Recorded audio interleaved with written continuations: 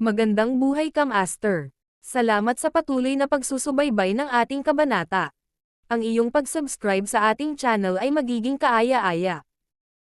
Kabanta-2671. Nang marinig niya iyon, malamig na tumawa si Daryl. Fine, gusto mo akong abutin, tama.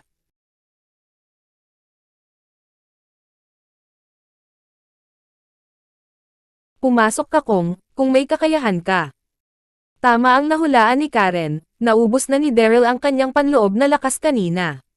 Gayunpaman, magiging hirap din para sa kanya na hawakan si Karen. Hindi sigurado si Daryl kung mayroong anumang backup sa kanya si Karen, kaya ayaw niyang sayangin ang kanyang panloob na enerhiya sa kanya. May plano si Daryl, gagamitin niya ang form na iyon upang makuha si buhay na si Karen. Tumawa si Karen.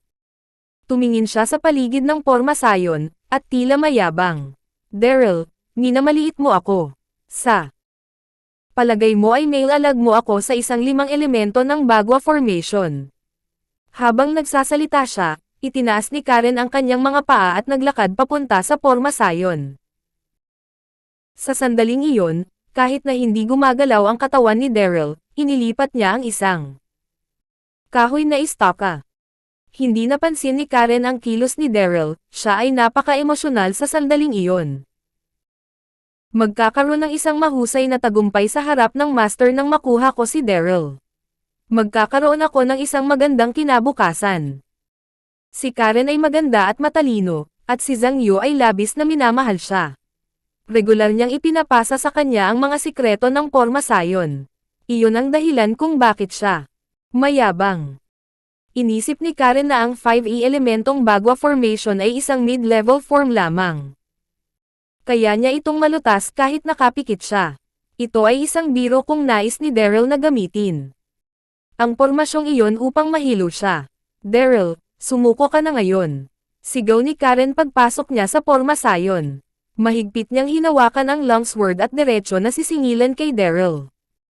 Ngumiti si Daryl at umatras ng paatras upang maiwasan siya. Kinagat ni Karen ang labi at nagpatuloy sa paghabol sa kanya. Talagang kumpiyansa siya. Sa simula, gayunpaman, nagsimula siyang mapagtanto na may isang bagay na hindi tama. Daryl ay mas mababa sa 10 metro ang layo mula sa akin, bakit hindi ko siya maabyutin? Kudlit. Lalo siyang nagulat nang malaman na ang pagbuo ay nagbago, at hindi niya namalayan. Maaari niyang mas maintindihan ito dahil sa mga pagbabago. Anong nangyayari? Tumawa si Daryl sa loob. Malamig siyang ngumiti nang makita niyang nakatulala si Karen. Pagkatapos ay sumugod siya ng maaga nang hindi siya nagbibigay pansin, at sa bilis ng kidlat, tinatakan niya ang asawa ni Karen.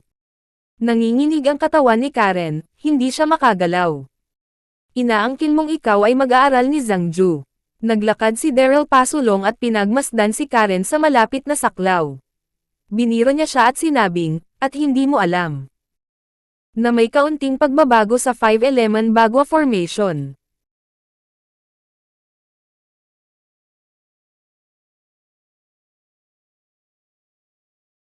Ikaw. Namula ang mukha ni Karen, nahihiya siya at nagalit. Hindi niya mahanap ang mga salita upang sukatin siya.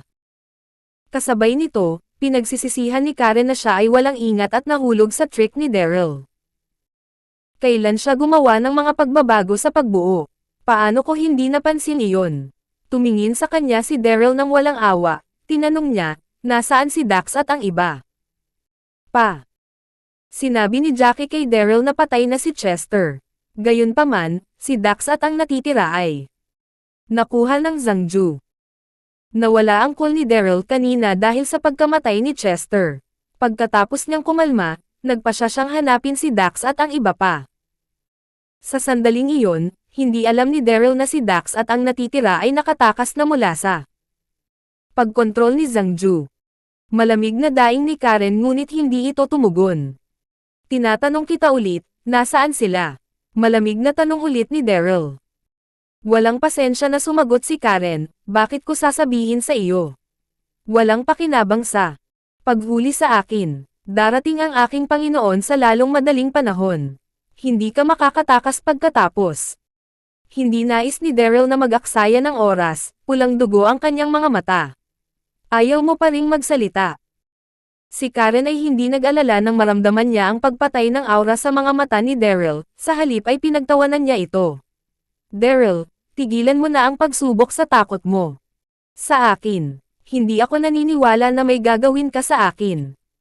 Mukhang determinado si Karen nang sabihin niya iyon. Gayunpaman, siya ay hindi maayos. Masyadong malakas ang aura ni Daryl. Kumunat ang noo ni Daryl.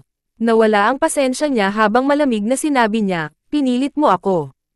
Habang nagsasalita siya, inabot niya ang kanang kamay at hinawakan ang mahabang damit ni Karen. Kabanata 2672, Ikaw. Nagpanik si Karen, laking gulat niya at galit na galit habang nakatitig kay Daryl. Anong ginagawa mo? Dalawa lang sila doon. Magagawa ni Daryl ang anumang nais niya, at hindi niya dapat ipagtanggol ang sarili. Malamig na tumawa si Daryl nang makita ang reaksyon nito. Ang malamig niyang mukha ay parang inaasar niya ito. Narito tayo, tayong dalawa lang, isang lalaki at isang babae. Ano sa palagay mo ang gagawin ko? Habang nagsasalita siya, ginamit ni Daryl ang kanyang lakas at hinayla ang isang malaking bahagi ng kanyang damit. Nagpanik si Karen at iiyak na sana, sumigaw siya, Daryl, ikaw ay isang tanyag na.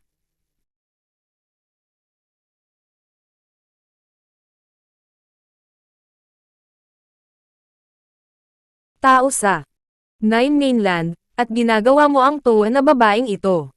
Huwag kang nahihiya. Anong klaseng bayani ka? Isang kasuklam-suklam ka lang na tao. Mas naging mabangis ang pag-alitan ni Karen, ngunit napagtanto niyang hindi na gumawa ng karagdagang aksyon si Daryl. Tumingin siya sa kanya, hindi niya alam kung dapat siya tumawa o umiyak. Tama iyon, ayaw gawin ni Daryl sa kanya. Pinunit lang niya ang damit nito upang takutin siya. Sa sandaling iyon, puno ng luha at galit ang mukha ni Karen.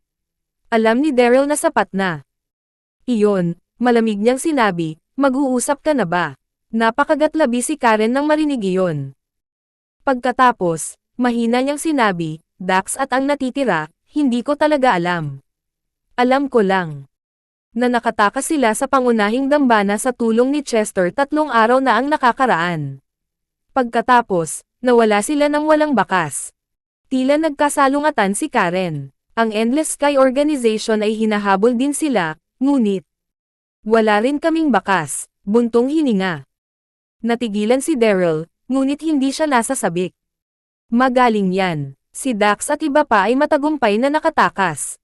Huwag kang mag-alala ngayon, kudlit. Malaya na sana si Daryl kay Karen. Masama ang babae, ngunit walang balak si Daryl na patayin siya. Dahil nakuha niya ang sagot na kailangan niya, hindi na niya kailangang mag-drug sa kanya. Whoosh!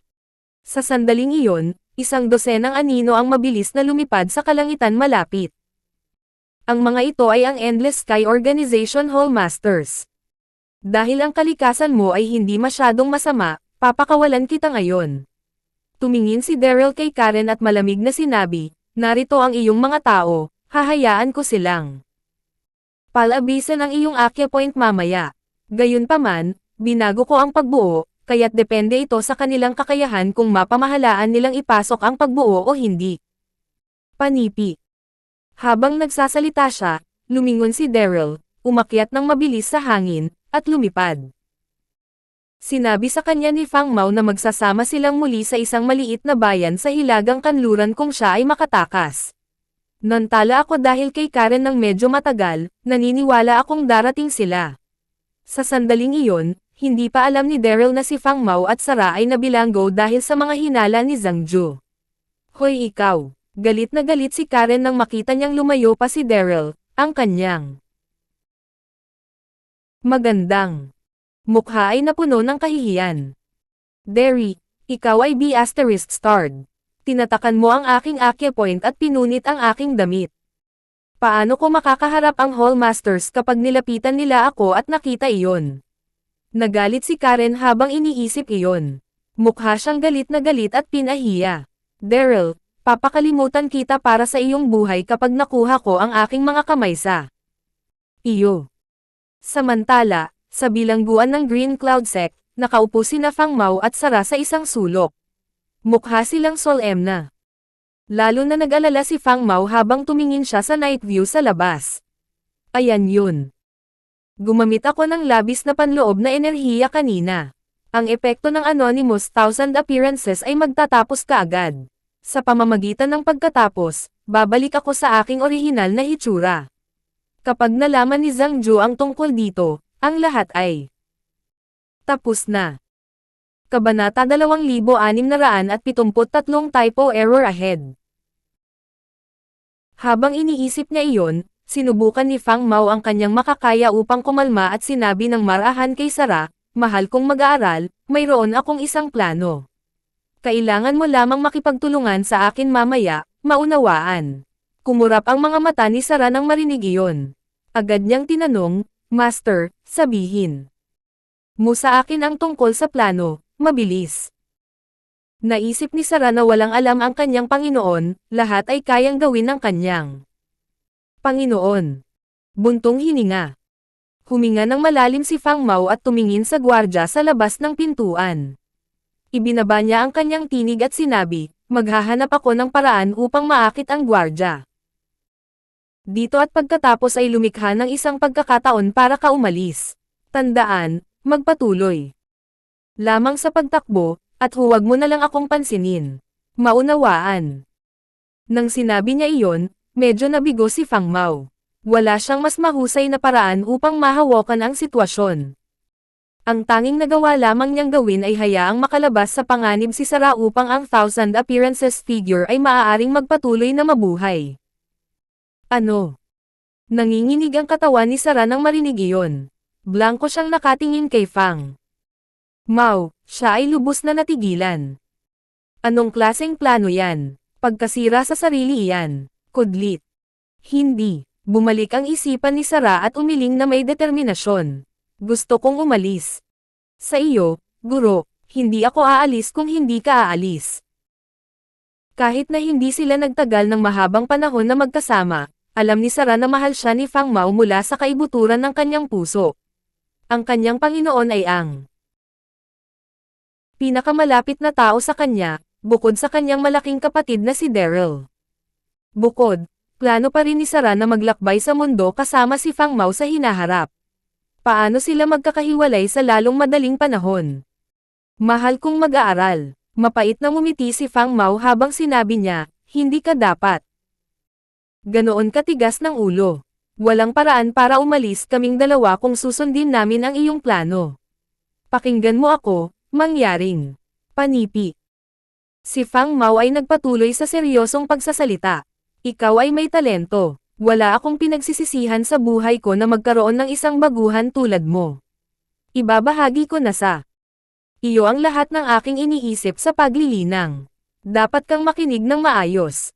Habang nagsasalita siya, ibinahagi ni Fang Mao ang lahat ng mga lihim ng pagiging isang libong pagpapakita ng larawan, wala siyang iniwang kahit ano. Nag-atubili si Sara na gawin iyon. Gayunpaman, nang mapagtanto niyang seryoso ang kanyang Panginoon, hindi siya naglakas loob na swayain siya. Naaalala niya lang ang bawat salitang sinabi ni Fang Mao sa kanyang puso habang umiiyak. Buntong hininga. Makalipas ang kalahating oras, sinabi ni Fang Mao ang lahat ng kailangan niya sa kanya. Huminga siya ng malalim at ngumiti habang tinatapik ang ulo ni Sara.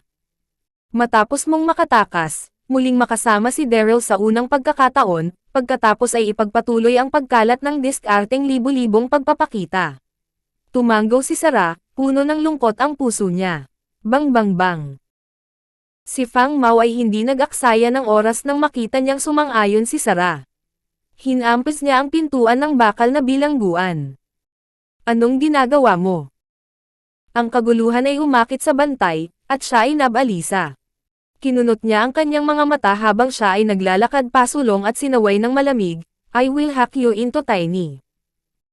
Tiny if you make that noise again." Isang ngiti ang lumitaw sa mukha ni Fang Mao, sinabi niya ng may paggalang, "Little brother, mangyaring lumapit ka, may sasabihin ako sa iyo. Ano yan? Mukhang walang pasensya ang gwardya, ngunit dahan-dahan pa rin siyang lumakad. Nakangiti si Fang Mao nang maglakad palapit sa kanya ang gwardya.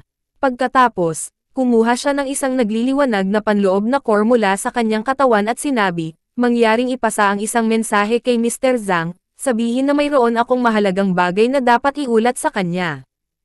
Tulad ng sinabi niya na, ipinasa ni Fang Mao ang panloob na core mula sa rehas. Si Fang Mao ay mukhang ganap na inosente, ngunit handa siyang kumilos. Wow! Sa sandaling iyon, ang paningin ng bantay ay naakit ng panloob na core, sobrang emosyonal at pagkabigla niya. *T, isang antas ng panloob na core ng Martial Emperor. Kung mahihigop ko ito, madaragdagan ang aking lakas. Kudlit. Ang bantay ay hindi nag-atubiling, mabilis siyang naglakad. Kung iyon ang kaso. Aba. Dahil napakataos puso mo, magpapadala ako ng mensahe para sa iyo. Habang nagsasalita siya, kukunin na niya ang panloob na core.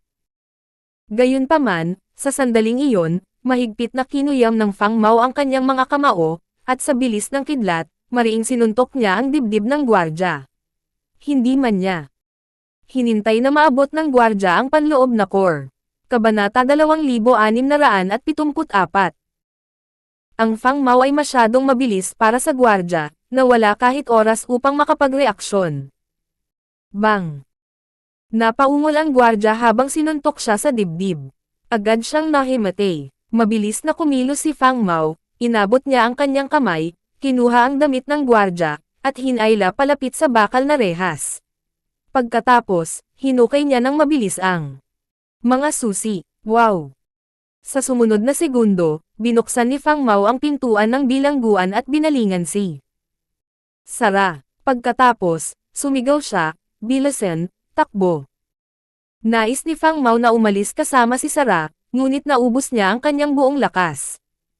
Sa loob, maaantala lang niya ito kung sasama siya. Pinakamahalaga, maraming mga kalalakihan ng Endless Sky Organization sa labas. Kinakailangan pa ring gamitin ni Fang Mao ang kanyang sarili bilang isang nakakaabala. Para sa mga kalaban na magtakip para kay Sara. Guro. Mabilis na tumakas palabas ng bilangguan si Sara. Kinagat niya ang labi, hindi siya umalis. Sa unang pagkakataon ngunit atubiling tumingin kay Fang Mao. Alam niya na si Fang Mao ay mananatili upang magtakip para sa kanya, upang bigyan siya ng pagkakataong makatakas. Gayunpaman, paano siya makakaiwan sa ilalim ng gayong mga pangyayari? Sa sandaling iyon, higit sa 10 mga alagad ng Endless Sky Organization ang sumugod patungo sa bilangguan nang marinig nila ang kaguluhan. Nakita nila ang pinto ng bilangguan na naiwang bukas, si Fang Mao at ang kanyang alagad ay nakatakas, at ang patay na bantay sa lupa. Nagulat sila at galit na galit. How dare you? Ibaba mo sila. Galit na yumangal sila, at ang mga alagad na iyon ay agad na nag-charge kay Fang Mao. Hindi man nag-alala si Fang Mao nang makita niya na maraming mga tao ang bumabagyo sa kanya. Pinapagana niya ang kanyang panloob na lakas at nagpunta sa labanan ang mga ito. Sa sandaling iyon, maramdaman ni Fang Mao na ang kanyang panloob na enerhiya ay malapit nang maubos. Gayunpaman, para sa libu-libong pagpapakita ng diskarte sa larawan upang mabuhay at para sa kanyang mag-aaral na umalis ng ligtas, lahat siya ay lumabas. Master, tutulungan kita, sigaw ni Sara, malapit na siyang magpatuloy. Gayunpaman, pagkatapos lamang ng ilang mga hakbang pasulong, pinigilan siya ni Fang Mao. Umalis na kayo, at pipigilan ko sila. Alalahanin mo ang sinabi ko sa iyo ngayon lang. Tumakbo ka, mabilis, walang pag-aangal. Naungol ni Fang Mao. Sa sandaling iyon, hindi mapigil ang damaloy ang luha ni Sara, umiling siya. Hindi ako aalis. Ayokong umalis. Master, magkakasama tayong umalis. Hindi niya ito magawa. Hindi niya maiiwan ang kanyang Panginoon at umalis ng mag-isa. Hindi niya talaga magawa. Silenteng mag-aaral. Kung hindi ka umalis, pareho tayong mamamatay dito. Umalis ka na. Umalis ka, mabilis. Nag-aalala si Fang Mao, umuungal siya ng baliw. Bang! Habang nagsasalita siya, isang alagad ng walang katapusan na organisasyon ng Sky ang sumugod sa harapan at tinusok si Fang gamit ang kanyang longsword. Ang sariwang dugo ay tumulo mula sa sugat at ginawang pula ang lupa. Isang pangkat lamang ng mga talunan, sa palagay mo mahuhuli mo ako. Halika, si Fang Mao ay umuungal na baliw sa ilalim ng matinding sakit. Ang kanyang panloob na lakas ay umusog, at ang panginginig ng boses ay itinapon ng paatras ang ilang mga tao. Wow! Ang natitirang mga disipulo ng Endless Sky Organization ay huminga ng malamig nang makita nila kung gaano katindi ang Fang Mao. *T, ang sect master ng Sky Mountain sect na iyon ay napakalakas. Lahat ng tao roon, maliban kay Sarah, ay hindi pa rin alam ang taong nasa harap nila ay hindi talaga ang Sky Mountain sect master. Master, panipi. Patuloy na umiyak si Sarah. Muli niyang tinitigan si Fang Mao habang kinakagat ang labi. Hanggang sa malapit ng Damyugo. Hindi niya malilimutan ang Panginoon na nakilala niya. Hindi lamang sa kalahati ng isang buwan na ang nakakaraan, ginamit niya ang kanyang buhay kapalit ng kanyang kaligtasan. Umalis ka dali. Hindi tumigil si Fang Mao sa pagsigaw, habang pinapagana niya ang kanyang diskarte upang ipagtanggol laban sa kalaban, patuloy siyang sumisigaw kay Sarah. Marahil ay emosyonal siya, ngunit nagsuka siya ng sariwang dugo habang nagsasalita. Parami ng parami ang mga walang katapusang alagad ng Sky Organization na sumugod, halos hindi na ito mahawakan ni Fang Mao. Guro, kung may mangyari man sa iyo, isinusumpa kong sisirain ko ang Endless Sky Organization upang maghayganti sa iyo. Sa wakas, hindi na napigilan ni Sarah ang sarili, at nagsimula siyang umiyak ng malakas at malungkot. Kabanata 2675. Pagkatapos, mabilis na sumugod si Sarah ng maaga ng harangan ni Fang Mao sa harap ng lahat. Tumalon siya, lumipad sa hangin, at umalis para sa isang lugar na malayo. Buntong hininga. Huminga ng malalim si Fang Mao nang makita niya si Sarah na nawala sa kadiliman ng gabi. Ang malaking bato na dumidiin sa kanyang puso ay tuluyang naangat. Susunod, ang paningin ni Fang Mao ay muling lumapag sa kanyang mga kalaban, mukhang determinado siya. Gayunpaman, sa dumaraming mga kaaway na patungo sa kanya, hindi na ito mahawakan ni Fang Mao. Bang! Sa wakas, inalis ni Fang Mao ang pangwakas na bahagi ng kanyang enerhiya, natamba ang katawan niya habang nakasandal sa pader. Mapatla ang kanyang mukha, at siya ay sobrang hina. Sa sandaling iyon, ang pagbabagong anyo sa kanyang mukha ay nagsimulang mawala ng dahan-dahan, halos magmukha na naman siya. Ang kanyang payat na mukha ay walang anumang ekspresyon, ngunit may kayabangan sa kanyang mga mata. Wow! Nakahinga ng maluwag ang lahat nang makita iyon. Iyon, anong nangyayari? Hindi siya sect master ng Sky Mountain Sect. Bakit nagbago ang mukha niya? Sino siya? Tulad ng pag-usapan ng lahat, ang isang figure ay lumakad ng dahan-dahan. May galit. Sa kanyang nakakapangilabot na mukha, ito ay si Zhang Ju. Ang mga alagad ng Endless Sky Organization ay agad na lumuhad sa lupa nang makita nila si Zhang Ju. Lahat sila respetado. Kalmado ang mukha ni Fang Mao. Kumunot ang mga mata ni Zhang Ju nang makita ang sitwasyon. Ano ang nangyayari dito? Nasaan siya? Sa pagtatanong niya tungkol doon, naobserbahan niya si Fang Mao. Guro, ang isang disipulo ay lumakad kaagad at sinabi ng maingat, ang taong iyon ay nagpanggap na isang sect master ng Sky Mountain Sect. Pagkatapos, ibinahagi niya ang sitwasyon ng detalyado. Mukhang kalmado si Zhang Ju nang marinig niya iyon, ngunit siya ay hindi kapani-paniwalang nabigla. Mayroong isang espesyal na diskarte sa pagbabagong anyo sa mundo. Pagkatapos, lumakad si Zhang Ju at tinignan si Fang Mao habang nakatayo sa harapan niya. Malamig na tanong niya, how dare you to pretend to be the sect master of Sky Sekta ng Mountain upang magsinungaling sa akin? Mukhang tama ang aking likas na ugali. May hindi tama sa iyo. Panipi.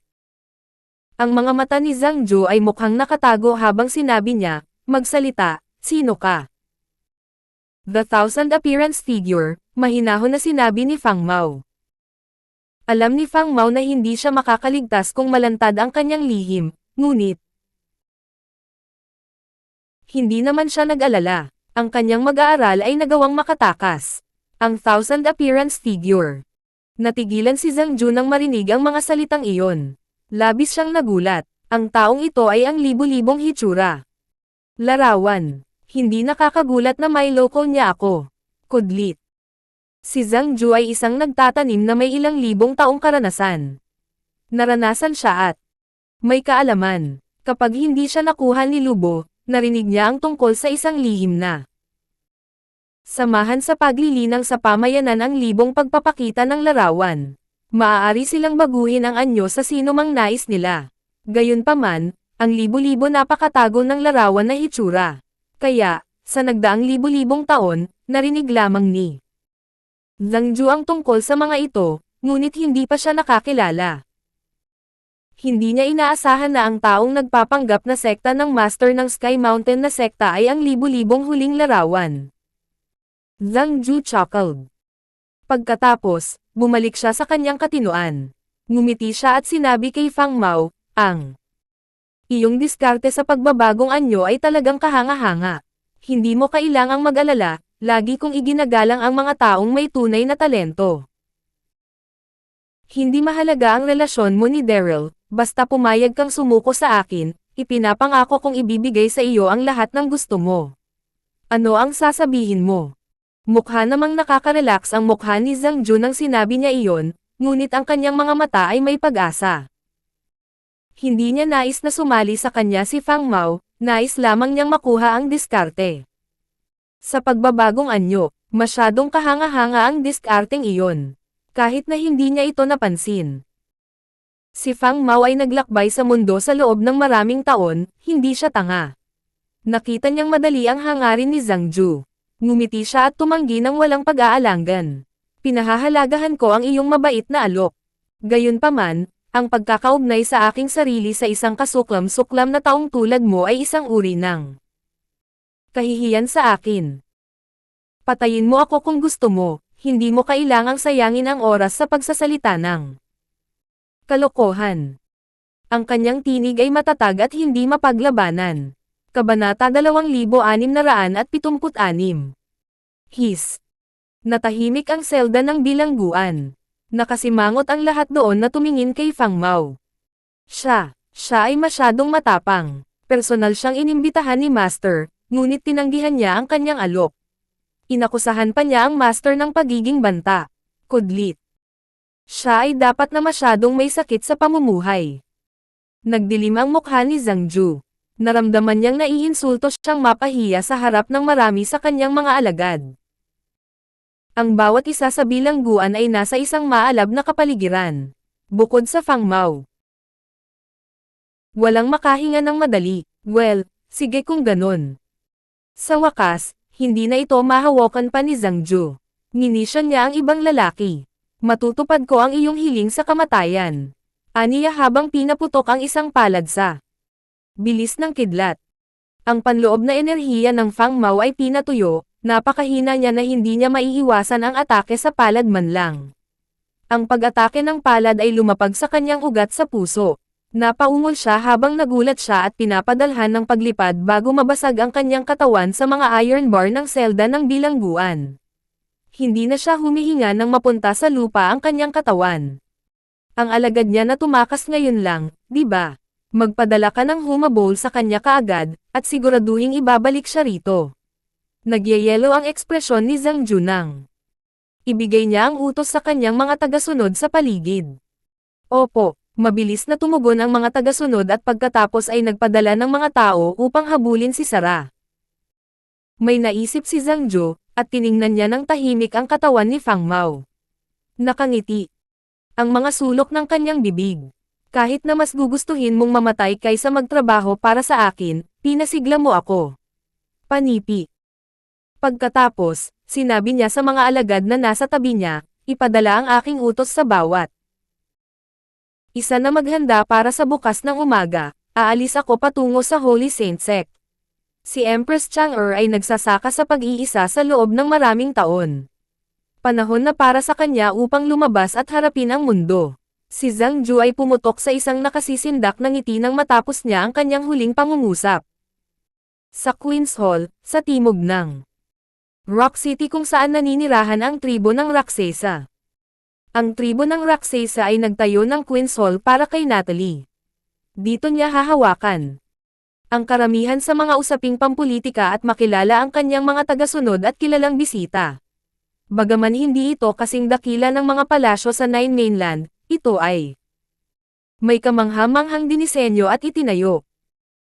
Mula noong natapos ang pangunahing bulwagan, ito ay naging isang solemn at walang katuturang lugar, ngunit sa partikular na araw na iyon, ang kapaligiran nito ay pambihirang buhay at masaya.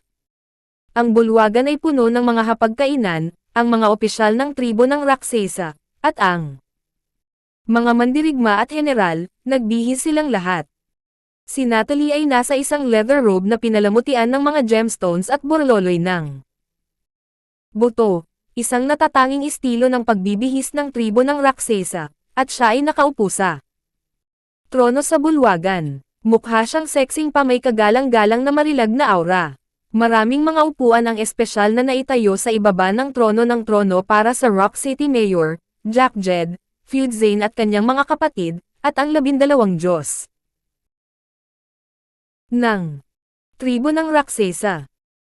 Ang tatlong magkakapatid na Zane ay nagtungo sa Siyam na lupain upang maghanap para sa dating tirahan ng tribo ng Rakshasa at tuklasin ang palasyo ng kanilang ninuno na si Quaffo. Ipinadala ni Natalie ang tatlong magkakapatid na Zane, at si Jack ay ginawang responsable para sa misyon. Kalahating araw na ang nakakalipas, bumalik ang tatlong magkakapatid na Zane, at matagumpay na natuklasan ni Clark Ice ang mana mula sa kanilang mga ninuno. Ang tribo ng Rakshasa ay natuwa. Natuwa si Natalie, kaya't itinapon niya sa kanila ang isang salo-salo. Sa pagdiriwang, si Jack ay nakadamit lahat, at siya ay nakaupo ng mayabang, tila nasiyahan sa kanyang mga nakamit. Ginampanan niya ang isang mahalagang papel sa pagtulong sa tatlong magkakapatid na Zane na matagpuan ang underground na palasyo ng matagumpay. Siya ang gumuhit ng mga plano. Jack. Bumagsak ang mga mata ni Natalie kay Jack. Nakangiting sinabi niya, nag-ambag ka sa misyon na hanapin ang palasyo sa ilalim ng lupa ng mga ninuno at kunin ang mana. Ikaw ay magiging kabalyero. Kahit na si Jack ay walang galang kay Daryl, kalahating buwan na ang nakakaraan at galit. Nagalit si Natalie tungkol dito, dapat niyang aminin na may kakayahan siya. Salamat, kamahalan. Mabilis na bumangon si Jack at pinasalamatan si Natalie. Nagniningning siya. Ang mga tao sa paligid ni Jack ay tumayo at binati siya. Masayang tinanggap ni Jack ang kanilang mga binabati na mensahe. Isa pang bagay. Ngumiti si Natalie, at nahulog ang kanyang mga mata sa tatlong magkakapatid na Zane. Kayong tatlong magkakapatid ay bayani ng tribo ng Rakshasa. Ang pamagat na oracle ay iginawad kay Clark Ice, na nakuha ang mana ng mana. Mag-e-enjoy ka sa respeto ng tribo, at inaasahan mong maaari kang magpatuloy na magbigay ng kontribusyon sa kabutihan ng aming tribo. Nagulat si Clark Ice. Siya ay na-flatter upang makatanggap ng napakataas na papuri. Salamat sa iyong kabaitan, kamahalan. Gayunpaman, ang dalawang magkapatid na Zane na katabi ni Clark Ice ay nagsuot ng kalmadong ekspresyon sa kanilang mga mukha. Kamahalan. Tumayo si Jack at sinabi, 3 taon na ang nakalilipas, ang Siyam na lupain ay nagkakaisa bilang isa, at ang kanilang lakas ay napakalakas para sa amin na lupigin sila. Pinilit kaming makipagkasundo sa kanila, ngunit ngayon, natanggap ni Clark Ice ang mana ng mana, at ang kanyang lakas ay hindi moari. Ito ay isang magandang pagkakataon at isang magandang tanda para sa amin. Panipi. Sa palagay ko makakagawa tayo ng magandang plano ngayon upang lupigin ang Siyam na Mainland. Kabanata 2677. Tumingin sa paligid niya si Jack matapos niyang sabihin ang kanyang huling pangungusap.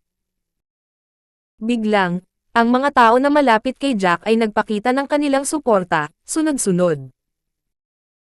Oo, nakadarama kami ng agrabyado na manirahan sa isang maliit na lugar. Kahit na naitaguyod natin ang Rock City at nakakuha ng kontrol sa mga pakikipag-ugnay. Sa pakikipag-ugnayan sa mga tao mula sa Siyam na mainland, ito ba ang gusto nating mabuhay? Ito ba ang nais natin? Kamahalan, tama si Jack. Malawak ang Siyam na lupain, at maaari kaming humingi ng mas mahusay na lupang tirahan sa halip na magtago sa mabangis na lugar na ito. Ang mga opinyon ay nagpatuloy na dumating tulad ng papasok ng tubig, at sumimangot si Natalie. Sa wakas, hindi na kinaya ni Natalie. Hinampis niya bigla ang kanyang palad sa Dragon Throne at biglang sumigaw, manahimik. Tumayo si Natalie at tumingin sa paligid niya. Alam kong hindi ka pa rin masaya, ngunit ang lugar na ito ay isang paraiso kung ihahambing sa wild deserted secret region. Oo, matapang kami at mahusay sa pakikipaglaban. Sa katunayan, wala sa mga puwersa sa Nine Mainland ang aming laban sa mga tuntunin ng lakas at lakas ng labanan. Gayunpaman, hindi namin dapat kalimutan na ang aming mga ninuno ay ipinadala sa wild deserted secret region libu-libong taon na ang nakakaraan dahil sa sobrang yabang at mayabang. Ngayon, sa wakas ay may bago kaming pagsisimula. Ayokong mahulog sa walang katapusang gyera muli ang buong tribo ng Raksesa. Bukod dito, ang pakikipaglaban ay hindi lamang ang tadhana para sa tribo ng Raksesa. Mayroon kaming mas magagandang bagay na dapat gawin. Maraming tao ang pumikit matapos ang galit ni Natalie. Kamahalan. Hindi matanggap ni Jack ang sinabi ni Natalie. Walang takot siyang tinitigan siya. Akala ko ikaw ay isang mahusay na Raksesa Queen, ngunit hindi ko inaasahan na ikaw ay isang duwag. Ikaw ay kaiyahiya. Marahil, isang pagkakamali na suportahan ka bilang aming queen mula pa sa simula.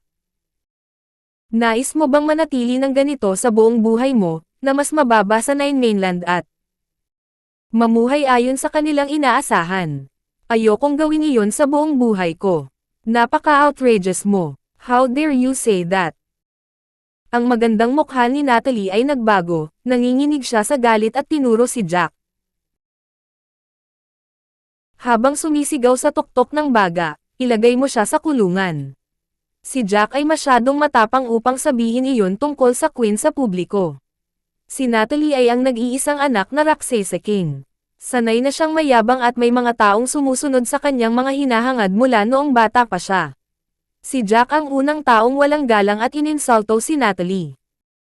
Kahit na ang Jack ay isang bihirang talento para sa tribo ng Raksesa, hindi siya mapapatawad para sa kanyang kampante na pag-uugali.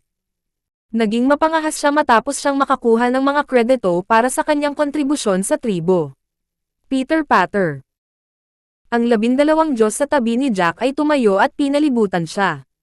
Ang ibang mga tao sa hall ay tahimik habang pinipigilan ang kanilang hininga sa takot. Sino ang maglakas loob na pigilan ang 12 Diyos? Bukod, si Jack ay lumampas sa dagat kasama ang kanyang masamang puna. Thud. Gayunpaman, bago mailagay ng 12 Diyos ang kanilang mga kamay kay Jack, kumunat ang noo nila bago sila gumuho sa lupa. Ano ang nangyayari? Sumimangot si Natalie at tinanong, ano ang problema? Ang isa sa 12 Diyos, na ang ekspresyon ay kakaiba at komplikado, mahinang sumagot, kamahalan, kakaiba ito, ngunit pakiramdam ko ay mahina ako. Ang iba pang mga miyembro ng 12 Diyos ay nakilala din ang kalagayan. Ako rin. Ang alak, may problema sa alak, panipi. Natanto ni Natalie na ang mga bagay ay hindi tama, at ang kanyang magandang mukha ay asyan. Tumawa si Jack sa loob. Tapos, mayabang siyang tumayo at biniro si Natalie. Marahil ay hindi mo alam ang tungkol dito, ngunit responsable ako sa pag-aayos ng salo-salo na ito. Nag-spike ako ng alak, at ikaw, bilang isang queen, ay nabigo upang mapansin ito. Sabihin mo sa akin, anong mga kwalipikasyon ang mayroon ka ang pinuno ng tribo ng Raksesa? Ano?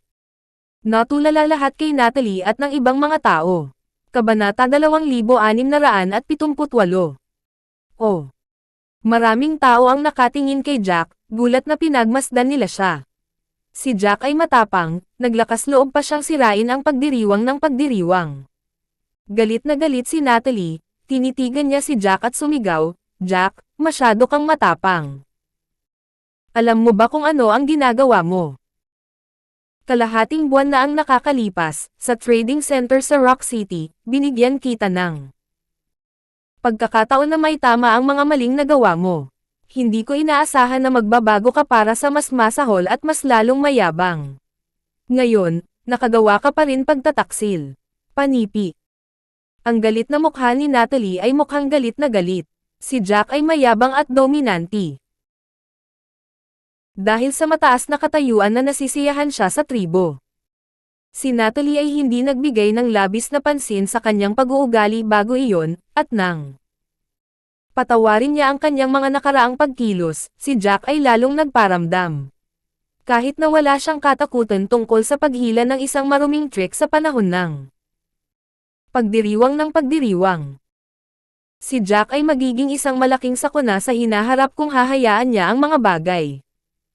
Nasaan ang mga mandirigma?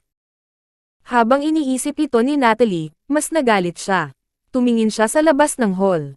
Ipadala mo siya sa kulungan. Galit na galit si Natalie, ngunit nakaramdam din siya ng kaunting pagkabalisa.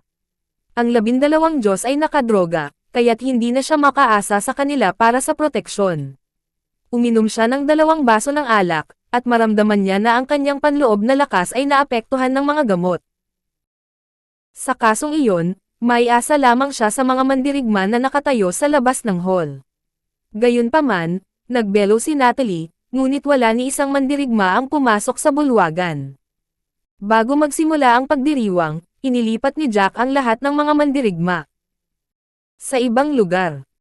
Siya ang may kontrol sa sitwasyon sa bulwagan. Hindi na kailangang sumigaw, walang tutugan sa iyong tawag ngayon. Ngini siya ni Jack.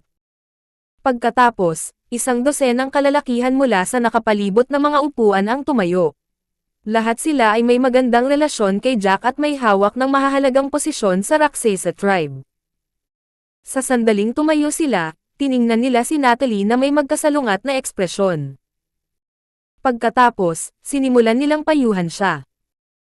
Natalie, may kasabihan sa Siyam na taga-Darling na matalino na tao ay dapat magkaroon ng kamalayan sa kasalukuyang mga gawain at umangkop ng maayos. Hindi ka bagay na maging reyna namin. Basta tanggalin ang trono. Oo, hanggat handa kang talikuran ang trono, hindi namin gagawin ang mahirap para sa iyo. Ang mga taong iyon ay may kasunduan kay Jack. Sinamantala nila ang pagdiriwang ng pagdiriwang upang pilitin na iwaksi ni Natalie ang kanyang trono. Ang iba pang mga tao ay tumabi sa gulat nang makita ang nangyari. Wala sa kanila ang naglakas loob na pintasan si Jack at ang kanyang mga tauhan. Napakalakas ng kapangyarihan ni Jack na wala man lang siyang pakialam na igalang ang queen. Sino ang maglakas loob na kalabanan siya? Bukod dito, na-control ni Jack ang hall. Sino mang humakbang sa linya ay naguhukay ng kanilang sariling mga libingan. Ano? Nanginginig si Natalie, dumilim ang maganda niyang mukha. Napatingin siya kay Jack na naiinis. Panipi. Jack, nakagawa ka ng pagtataksil. Ang mga ninuno ng tribo ng Raksasa ay hindi ka kailanman patatawarin, at tiyak na hindi ka bibigyan ng Diyos pagkatapos ng iyong ginawa. Panipi. Ako, nagtaksil. Ang mga labi ni Jack ay paikot-ikot paitaas habang nakatingin kay Natalie, ngumiti siya ng malhikot. Natalie, may mali sa sinabi mo. Sa libu-libong taon, ang tribo ng Raksasa ay mayroon lamang isang hari, hindi pa tayo nagkaroon ng isang queen na mamumuno sa amin. Pagkatapos ng lahat, ang mga kababaihan ay karaniwang kulang sa mahusay na paningin sa kanilang pamamahala. Sinuportahan kita na maging iyong queen dahil sa nakaraang hari. Akala ko ito ay isang advanced na desisyon na ipagkatiwala sa iyo ang hinaharap ng tribo ng Raksasa, ngunit sa kasamaang palad, ang isang babae ay nananatiling isang babae. Ang mga tao mula sa Siyam Binigyan ka ng isang maliit na pabor, at naayos mo na ang status quo. Natalie, hindi na kailangang tumira kasama iyon mula sa napakabatang edad. Ang buhay ay naging mahirap para sa kanila, at palagi silang umaasa sa bawat isa. Maya-maya pa. Bumuti ang kanilang buhay matapos silang ampunan ni Jack. Nakita ng tatlong magkakapatid na Zane si Jack bilang kanilang ampon, at laking pasasalamat nila sa kanya. Palaging iginagalang ni Clarice si Jack. Palagi niyang nakikita siya bilang tapat at nakatuon sa tribo ng Raksesa. Kaya, nagulat siya na ang kanyang ama na nag-ampon ay gagawa ng pagtataksil at lalaban sa Queen sa publiko. Ang dalawang magkapatid na sina Woody at Feud, ay medyo kalmado. Little sister, pabayaan mo na lang sila. Tinagilid ni Woody ang kanyang ulo at binigyan ng isang sulyap si Clarice. Umiling-iling siya nang maingat upang sabihin sa kanya na huwag maguluhan. Kabanata 2679. Buzz. Isang malakas na pagsabog ng aura ang ibinuhos mula sa katawan ni Jack at nakatuon mismo kay Natalie. Lahat ng nakakita doon ay mabilis na umatras sa gilid ng hall. Nagulat sila. Nababaliw na yata si Jack. Nabigo siyang gawing kusang loob na iwaksi ng Queen ang kanyang trono, kaya't gumamit siya ng puwersa. Si Clarice na nakaupo sa gilid ay nanginginig sa gulat. Pagkatapos, nag-react siya at tinanong ang kanyang dalawang kapatid sa tabi niya, pinakamatandang kapatid, pangalawang kapatid, ano ang dapat nating gawin? Labis na balisa si Clarice, at parang nawala siya. Hindi niya alam kung aling panig ang dapat niyang kunin. Ang tatlong magkakapatid na Zane ay mga ulila. Ang plano ni Jack na ibagsak si Natalie. Napakasuporta nila sa desisyon ni Jack. So, napagpasyahan mo akong awayin.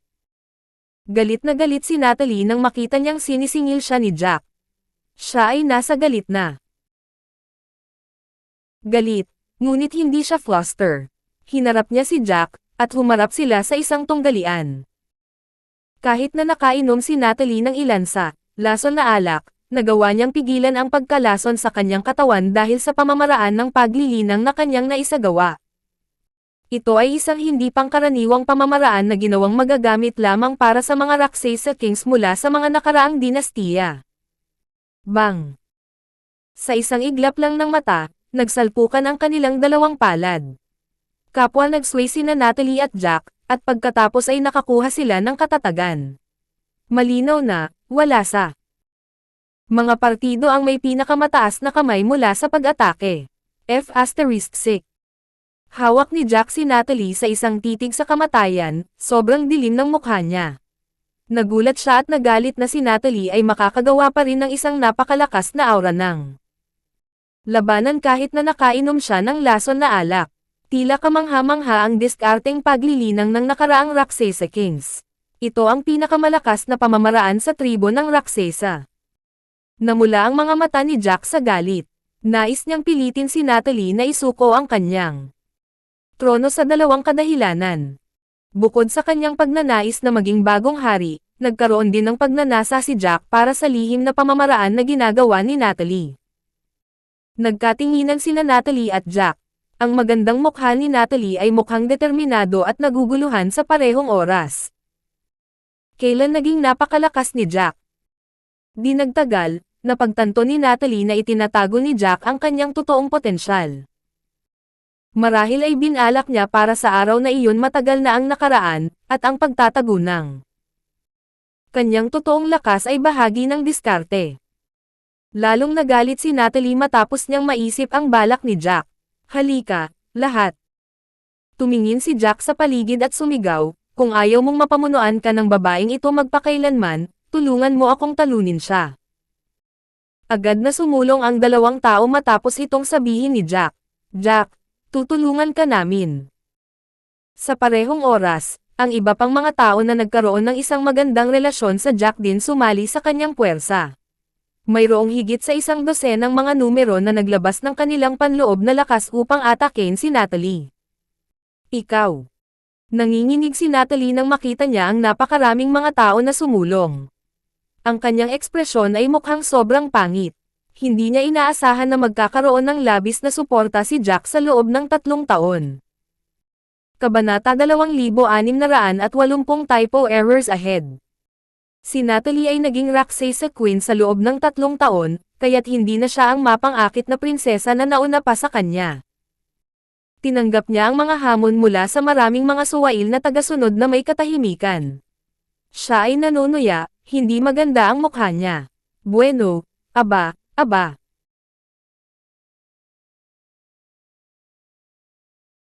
Napili ninyong lahat ang panig ni Jack at nagpas siyang sumama sa kanya bilang mga hindi. Pagkatapos, lahat kayo ay nararapat na Toady. Buzz. Isang nakakakilabot na hininga ng aura ang sumabog mula sa katawan ni Natalie. Sa isang iglap lamang, ang paligid ng hangin ay tila nagwawala dahil sa pagdagsa ng lakas. Ang kanyang malakas na hininga ng aura ay pinahihirapan ang kanyang mga kalaban. Basag. Ang white bone long blade ay lumitaw sa ang mga kamay ni Natalie kasama ang isang malutong na tunog. Ang mahabang talam ay higit sa isang kadena ang haba.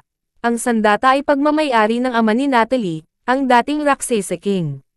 3 taon na ang nakalilipas, matapos makipagkasundo ang tribo ng Rakshasa sa Siyam na lupain, nagsimulang magpadala si Natalie sa kanyang mga tao upang maghanap kung nasaan ang kanyang ama. Ang mga kalansay ng kanyang ama ay natagpuan sa tabi ng kanyang sandata sa ilalim ng Thousand Chain Volcano. Mula noon, dala ni Natalie ang mahabang talam kasama ang paggunita sa kanyang ama. Buzz. Sa sandaling ang haba ng talam ay hindi naiinit, ang temperatura sa paligid nito ay mahuhulog ng malalim. Ang hangin ay napuno ng bango ng kamatayan. Gayunpaman, maraming tao sa bulwagan ang nag-aalala tungkol kay Natalie. Kahit na si Natalie ay makapangyarihan at mayroong sandata ng dating Rakshasa King, si Jack ay hindi mahina at maraming mga kasama na tutulong sa kanya. Kailangang labanan ni Natalie ang napakaraming makapangyarihang tao ng mag-isa. Mukhang hindi siya nasa isang posisyon na nangingibabaw. Tumawa si Jack. Mukha siyang hindi mapalagay kapag iginuhit ni Natalie ang talam ng talam, ngunit mabilis niyang inayos ang kanyang kalma at nginisyan siya. Natalie, huwag kang magpumiglas ng walang bunga. Tingnan mo ito. Ang kinalabasan ay itinakda ngayon. Sumuko ka na lang. Kinaway ni Jack ang kanyang kamay, at agad, ang kanyang mga kasama ay lumipat at napunta sa isang maingat na dinisenyo na hanay ng labanan. Handa na sila para sa kanilang atake. Pinalibutan nila si Natalie. Ma'am. Itinago ni Natalie ang kanyang tuwid na mukha, ngunit medyo hindi siya nasisiyahan. Napansin ni Natalie na kahit na si Jack at ang kanyang mga tao ay hindi bumuo. Sila ng mahigpit, parehas silang nakakasakit at nagtatanggol ng mga kakayahan. Napakahirap para sa kanya na daanan ang kanilang battle array sa maikling panahon. Gayunpaman, si Natalie ay hindi pa nanghinaan ng loob, hinarap niya si Jack at ang kanyang mga tauhan at marahas na nakipaglaban sa kanila. Si Natalie ay isang makapangyarihang babae. Isang serye ng mga alulong na parang multo. Ang umalangaw-ngaw kapag ginamit niya ang mahabang talam. Nakakatakot kaya't hindi nang ahas na lumapit sa kanya si Jack at ang kanyang mga tauhan. Gayunpaman, si Natalie ay natrap din sa battle array ng ilang oras. Ang labanan ay nasa isang pagkabulol ng matagal na panahon. Sa pagdaan ng panahon, nabalisa si Jack nang mapansin niya na unti-unting nawawala ang pagkakaintindi sa mga kasamahan sa sitwasyon. Sinigawan niya ang magkapatid na Zane, Woody, Feud, ano pa ang hinihintay ninyo? Si Jack ay solemna, ngunit siya ay nabulabog tulad ng isang langgam sa isang mainit na kawali. Ang mga bagay ay naging napakapangit sa pagitan nila ni Natalie. Ang kanyang pagsisikap ay may flushdown ng alisan ng tubig kung siya ay nabigo upang ibagsak Natalie, magpapahiga rin siya. Whoosh, whoosh. Ang magkapatid na Zane, Woody at Feud, ay nagpalitan ng tingin bago sila umakyat sa hangin. Sumali sila kay Jack nang walang pag-aatubiling nakipaglaban kay Natalie. Ang bawat isa na nanonood ng labanan ay humawak ng kanilang hininga. Kumalabog ang kanilang puso at sa dulo ng kanilang lalamunan. Matapos sumali sina Woody at Feud sa labanan, ang takbo ng tubig ay lumipat, at ang panig ni Jack ay nakamit ang pangitaas. Namumutla ang mukha ni Natalie habang nagpapatuloy sa pagharap sa pagkubkob ng napakaraming mga elite na nag-iisa. Magsisipa na ang lason sa kanyang katawan. Maraming tao ang gustong humakbang upang tulungan si Natalie, ngunit natatakot sila kay Jack, kaya pinigilan nila. Bang! Matapos ang higit sa 10 minuto, sa wakas ay hindi na nakatagal pa si Natalie. Nakita ni Jack ang pagkakataon na tambangan siya, hinampis niya ang palad sa balikat ni Natalie. Ang pag-atake sa palad na iyon ay ginawa ng halos 70% ng buong potensyal ni Jack, at hindi ito mapigilan ni Natalie. Nagpakawala siya ng isang muffled grunt habang ang kanyang katawan ay ipinadala na lumilipad ng higit sa 10 metro ang layo bago siya lumapag sa square sa labas ng hall. Puff! Nagpumigla si Natalie na tumayo, ngunit nanginginig ang kanyang macelan na katawan, at umubo siya ng isang dugo. Tinitigan niya si Jack, tila ayaw tanggapin ang pagkatalo. Ito ba ang kalooban ng Diyos? Nakalaan ba akong mamatay sa kamay ni Jack ngayon? Kudli. Magandang buhay ka, Master. Salamat sa patuloy na pagsusubaybay ng ating kabanata. Ang iyong pag-subscribe sa ating channel ay magiging kaaya-aya.